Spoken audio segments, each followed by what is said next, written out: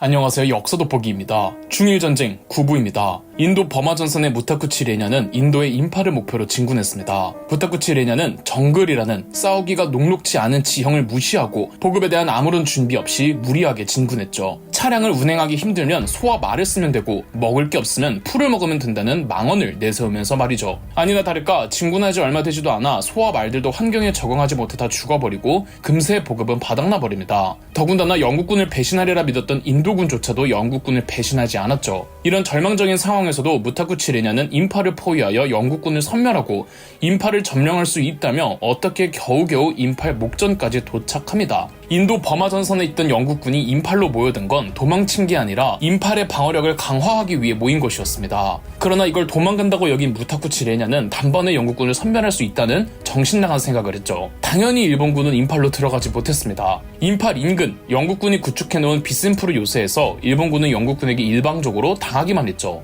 보급도 없이 화기도 부족하고 굶주린 일본군이 잘 닦인 길을 통해 보급을 원만하게 지원받고 또 화력도 우수한 영국군을 상대로 이길 수 있을 리가 없었죠. 분리할 때마다 일본군이 쓰는 전술 있죠. 우리의 무기는 정신력이다며 일명 반자의 돌격만 감행하다가 피해만 늘렸습니다. 무타쿠치 레냐는 각 부대 지휘관들에게 다방면에서 인팔로 진격해 인팔을 포위하도록 하였지만 어느 방면이든 일방적으로 영국군의 화력에 공격을 받고 그때마다 계속 반자의 돌격을 감행하고 무의미한 희생만 늘어났습니다. 영국군은 단순히 인팔 방어작전만 할 뿐 아니라 게릴라군과 특수부대를 통해 일본군의 군수창고나 비행장을 공격해 점령하는 전과를 올리기도 했죠. 인팔작전이 전개되는 내내 일본 본국의 대본영에서도 뭔가 잘못되고 있음을 느끼기는 했지만 그때마다 무타쿠치 레냐는 면피성 발언으로 걱정 말라고 다 잘 진행되고 있다고 거짓말을 했죠. 인팔 작전의 최종 승인자가 당시 일본의 수상이었던 도조 히데키였던 만큼 도조 히데키 역시 인팔 전선에서 상황이 지금 심각하다는 보고를 전부 무시하고 무조건 강행을 지시했습니다. 인팔 전선에서 일본군의 문제는 영국군의 공격이 문제가 아니었습니다. 다들 배고픔에 헐떡이고 있었으며 이미 아사자들이 속출하고 있었죠. 인팔 전선에 있던 사단들 중 31사단의 사단장 사토 고토쿠는 도저히 버티지 못한 지경까지 왔죠. 이 와중에 무타쿠치 레냐는 사토 고토쿠에게 31사단이 나서서 영국군의 공격을 막아내라는 지시를 내립니다. 31사단은 군량미는 물론 탄약도 없었습니다.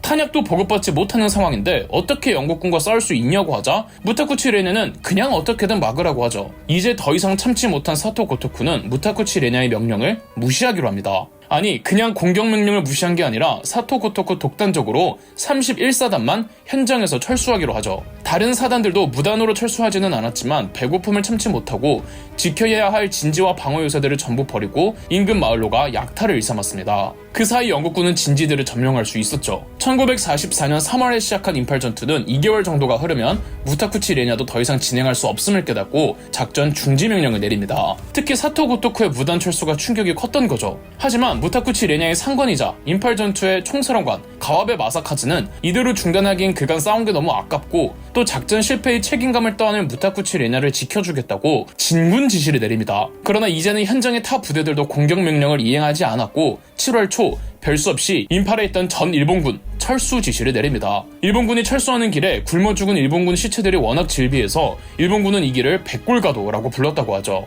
인팔 전투, 즉 우호 작전에 참여했던 일본군은 9만 명이었는데 전사자가 5만 명이었고 사인 상당수가 기아, 질병, 탈진이었답니다. 훗날 무타쿠치 레냐는 작전 실패의 책임을 무단으로 철수했던 사토 고토쿠에게 모두 돌려버렸고 무타쿠치 레냐나 그의 상관이었던 가와베 마사카즈는 모두 처벌을 받지 않았죠.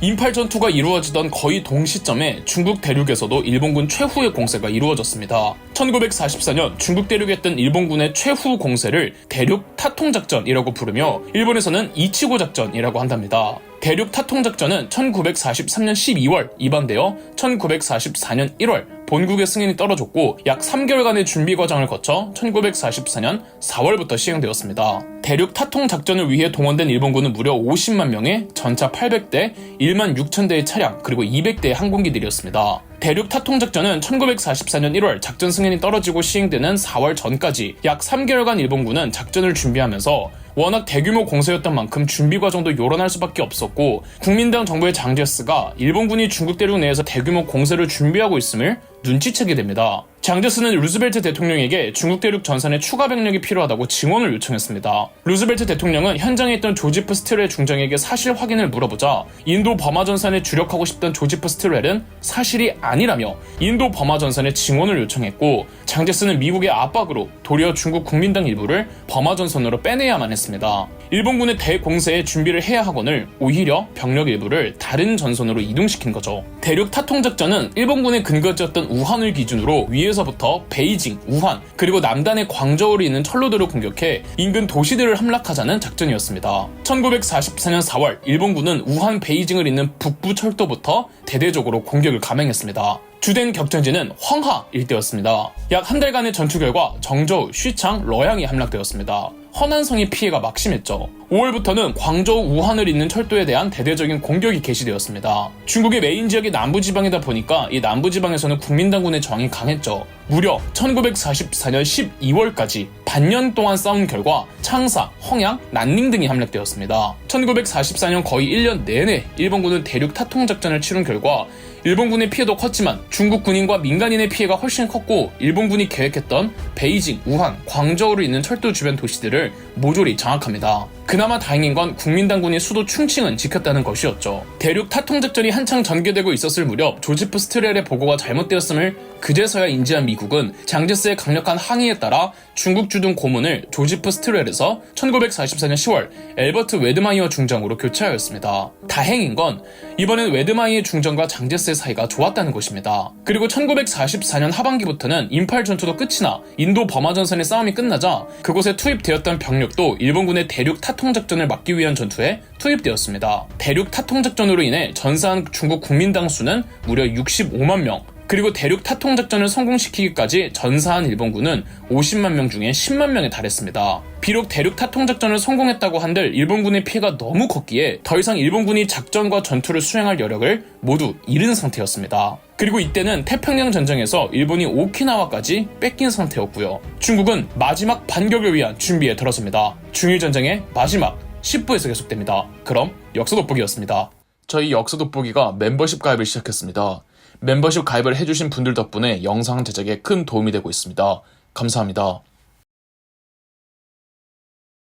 영상 재미있으셨다면 구독과 좋아요, 알림 설정까지 해주시면 감사드리겠습니다.